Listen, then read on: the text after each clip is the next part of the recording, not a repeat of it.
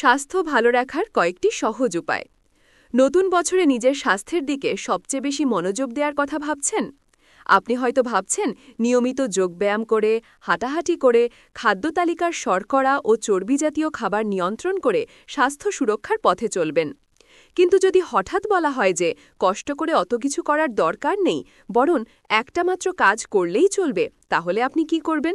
চটজলদি নিশ্চয়ই সেই প্রক্রিয়াকেই অনুসরণ করবেন। হ্যাঁ, আপনার জন্যই বিশেষজ্ঞদের সাথে কথা বলে বিবিসি এনেছে স্বাস্থ্য সুরক্ষার সহজ তরিকা। নিজের মনের ইচ্ছের দিকে নজর দিন। মানুষ সারাক্ষণ দেহের সুস্থতা নিয়ে ভাবে, আর এটি সহজও বটে।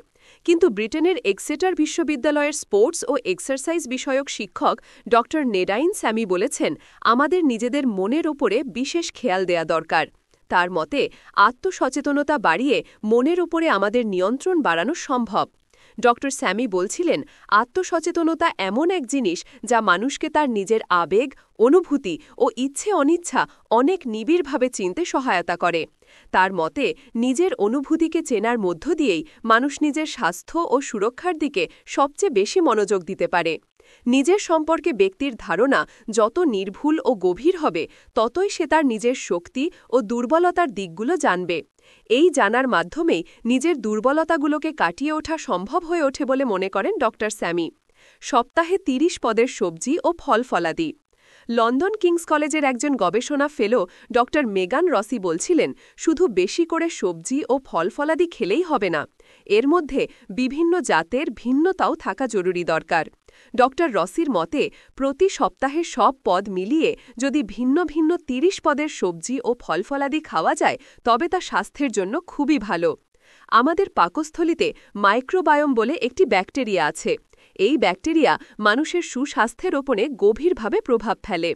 তাই এক্ষেত্রে যত বেশি সম্ভব লতাপাতা ও উদ্ভিজ সবজি খেতে পরামর্শ দিয়েছেন ড রসি।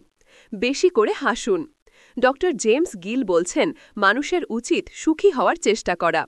এখন আপনার মনে নিশ্চয়ই প্রশ্ন আসতে পারে যে, সুখী হওয়া কি আর চারটিখানি কথা, নাকি চাইলেই সুখী হওয়া যায়? এক্ষেত্রে ড গিলের উত্তর হচ্ছে, সহজেই সুখী হওয়া যায়। সুখী থাকার সহজ উপায় হিসেবে বেশি করে হাসার পরামর্শ দিয়েছেন তিনি। পর্যাপ্ত পরিমাণে ঘুমান। হ্যাঁ, পর্যাপ্ত ঘুমের কথাই বলা হয়েছে। একজন পরিণত বয়সের মানুষের রাতে গড়ে দৈনিক ৭ থেকে ৯ ঘণ্টা ঘুম দরকার। কিন্তু একটানা যদি ঘুমের ঘাটতি চলতে থাকে, তবে শরীরের ওপরে এর খুব নেতিবাচক প্রভাব পড়ে। এক্সেটার ইউনিভার্সিটির স্পোর্ট অ্যান্ড হেলথ সায়েন্স বিভাগের শিক্ষক ড গেভিন বাকিংহাম বলেছেন, ঘুম কম হলে মানুষের কগনিটিভ ফাংশন বা নতুন জিনিস শেখার ক্ষেত্রে ক্ষতি হয়। ঘুমের ঘাটতির নেতিবাচক প্রভাবে এমনকি অনেক সময় সিদ্ধান্ত গ্রহণের ক্ষেত্রেও ব্যক্তি দ্বিধাদ্বন্দ্বে ভুগতে পড়ে বলে জানালেন ড বাকিংহাম।